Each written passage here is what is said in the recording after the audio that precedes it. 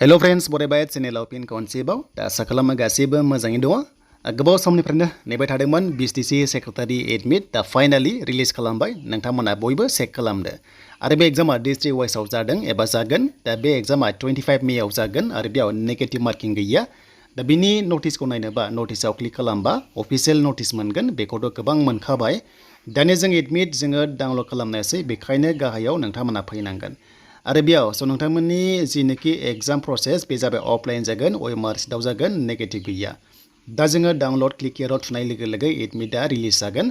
आरो बेयाव admit download खालामनोबा जिनोखि फन नाम्बार थानाय रेजिस्टार बेखौ नोंथांमोना होनांगोन। दा बेनो जाबाय नै बड'लेण्ड इउनिभार्सिटि बाट वेबसाइटआ CSBआवबो होदों नोंथांमोना चेक खालामनो दाबाव। दा फार्स्टआव रेजिस्टार थानाय फन नाम्बारखौ एन्टार खालामनांगोन एन्ड बेनिफ्राय मेल आइडिखौ होनानै सार्चआव थुनाय लोगो लोगो नोंनि एडमिटआ श' जागोन।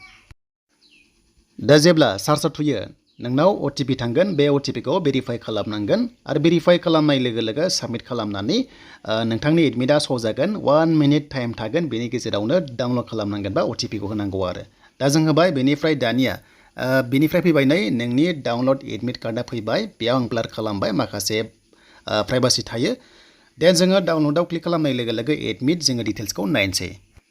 दा बेनो जाबाय एडमिट आरो बे एग्जामा डिस्ट्रिक्ट वाइसआव जागोन 100% 25 मे दङ डेटआ आरो बेनिफ्राय टाइमा जाबाय 12टानिफ्राय 2टानि गेजेराव एग्जाम जागोन 2 आवार्स जागोन एबा 2 घन्टा एग्जाम जागोन। एडमिट लांफानानै लोगोसे आधार कार्ड भटार कार्ड पेन कार्ड एनि वान ID नोंथांमोना लांफाथारनांगोन। एग्जामा 2 आवार्स जागोन आरो बेयाव नेगेटिभ मार्किं गैया अएमआर सिटआव नोंथांमोना लिरनांगोन।